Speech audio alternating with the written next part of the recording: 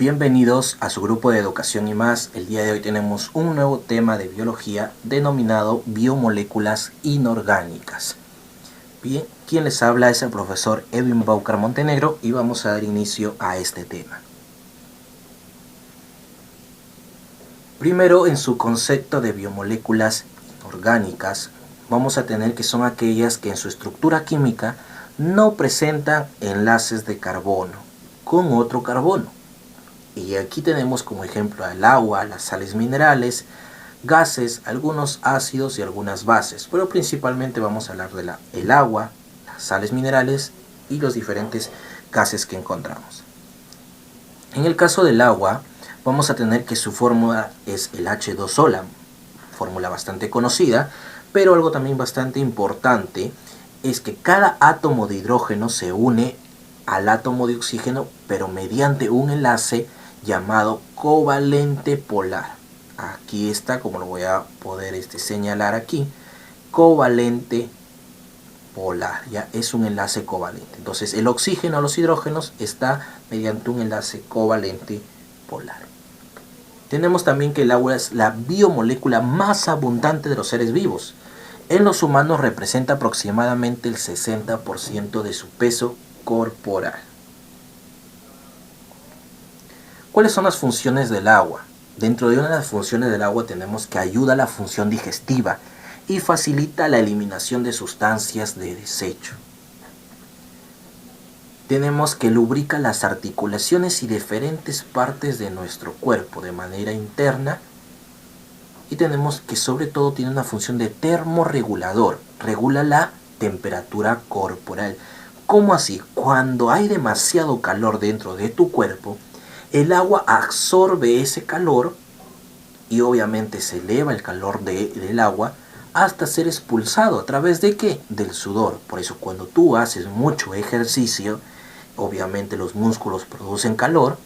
Cuando se eleva ese calor, el agua que tiene tu cuerpo absorbe ese calor y lo saca hacia el exterior a través de la transpiración o a través del sudor. Tenemos que también ayuda a mejorar el funcionamiento de los riñones, obviamente porque evita la retención de líquidos, y esto es muy, pero muy importante, por eso se debe consumir bastante agua. Posibilita el transporte de los nutrientes y el oxígeno en la sangre, o sea, permite el transporte de sustancias en la sangre. También tenemos que es un medio de disolución de todos los líquidos corporales. Por eso se le denomina en algunas ocasiones como el disolvente universal, porque va a permitir justamente esto. Y también es muy importante porque permite proteger muchos órganos de nuestro cuerpo. Al encontrarse dentro de estructuras, permite también ese tipo de protección.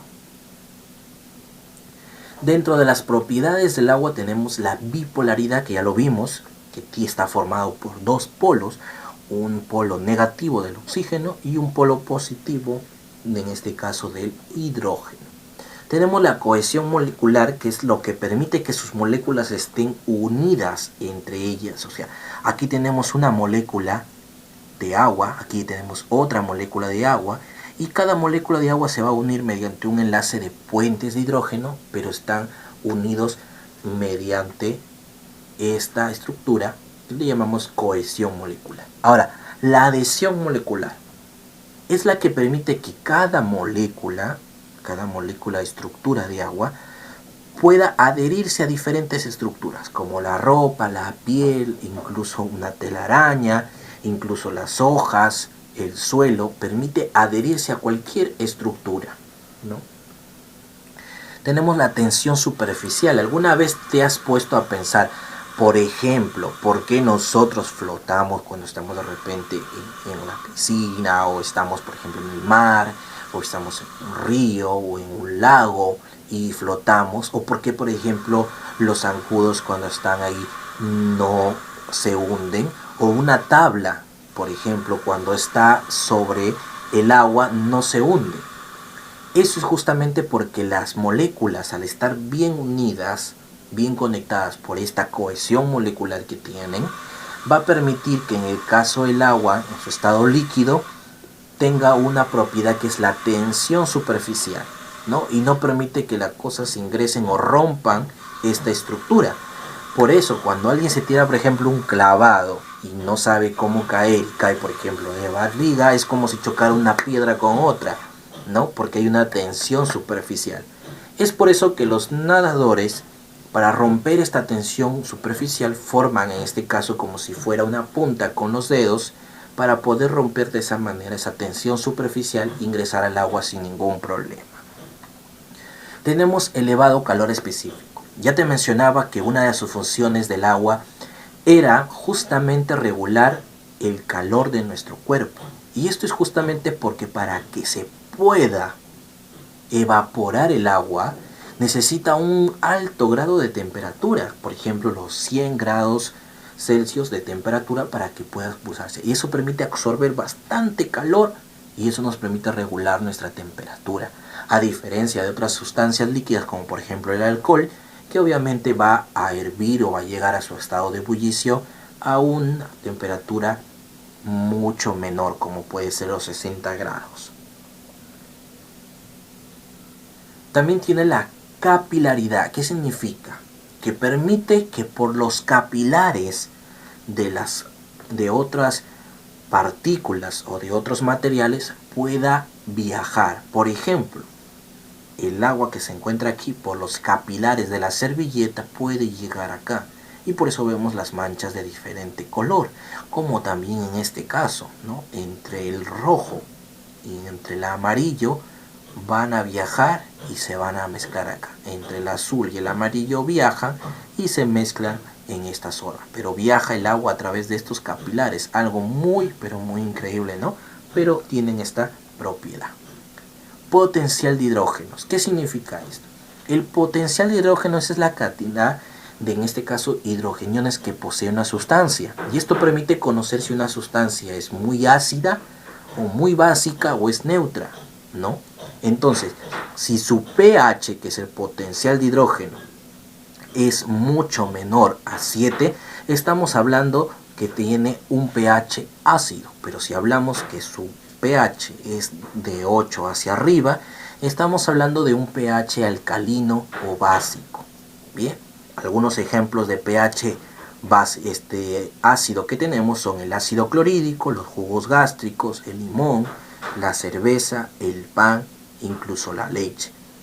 En cambio, el plasma sanguíneo, en este caso el agua pura, tiene un pH neutro que es 7, que no afecta a ninguno de los dos.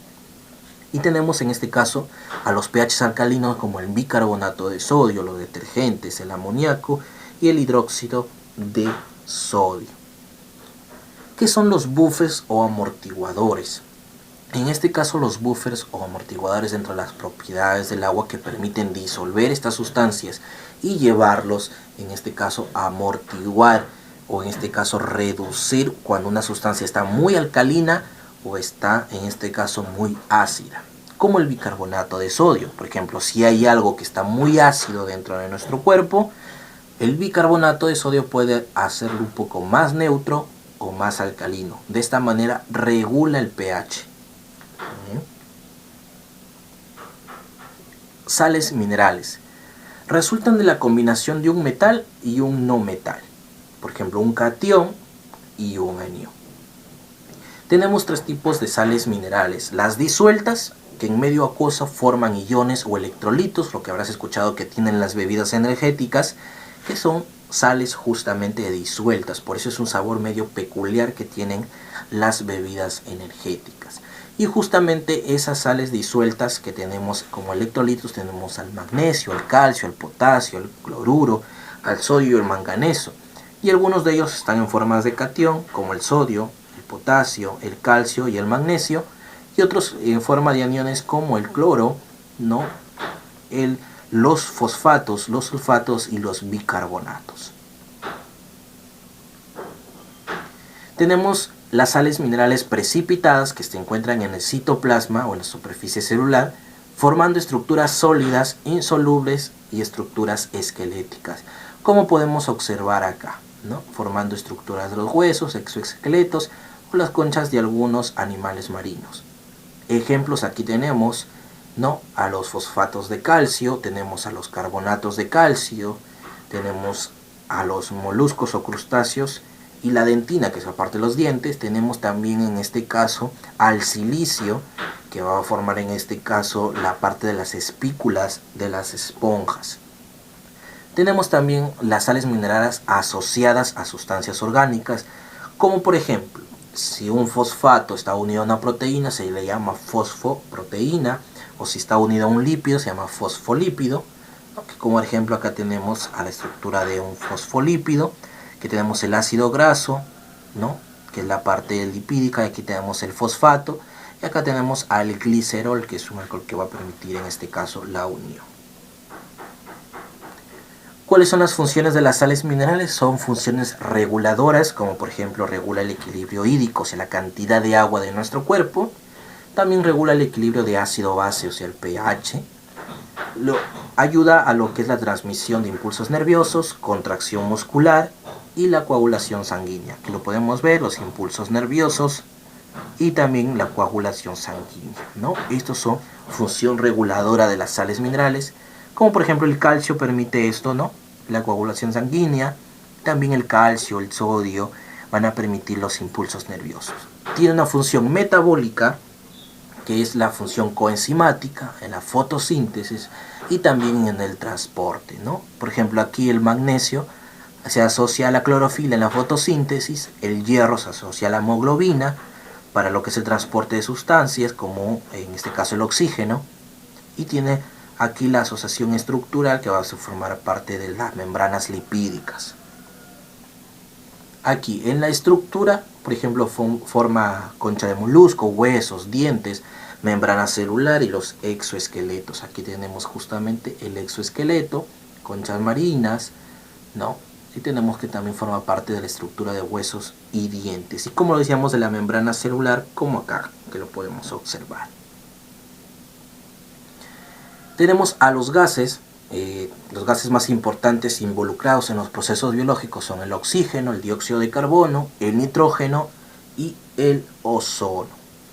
Aquí tenemos, por ejemplo, al oxígeno, que básicamente en la naturaleza se puede encontrar entre un 21% en la naturaleza de abundancia, y es utilizado para muchos procesos como la respiración, ¿no?, e incluso en nuestros tiempos hoy en día que estamos luchando por obtener oxígeno, que es prácticamente vital para los seres vivos.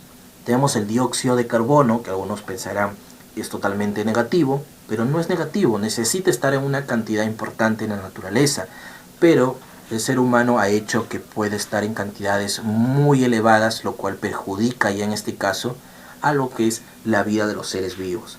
La cantidad que se encuentra en la naturaleza debe estar entre el 1%, la cual hoy en día no sucede, ¿no? Este CO2 es importante porque participa en la fotosíntesis, producción de materia orgánica que va a ser asimilada por toda la cadena alimenticia. Pero obviamente las personas han elevado esta cantidad.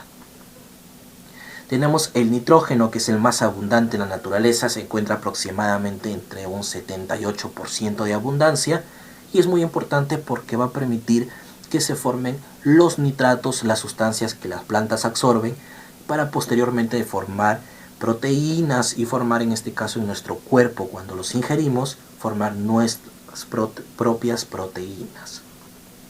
Tenemos al ozono, que es muy importante porque permite en este caso que los rayos solares que afectan a la piel y a los seres vivos, como los rayos ultravioleta, no ingresen, algo que también hemos dañado, pero que es muy importante porque permite esto, protegernos de los rayos ultravioleta, que hemos dañado también por la contaminación y que lógicamente el ser humano debería cuidar. Bien, también su cantidad en porcentaje se encuentra básicamente entre el 1%.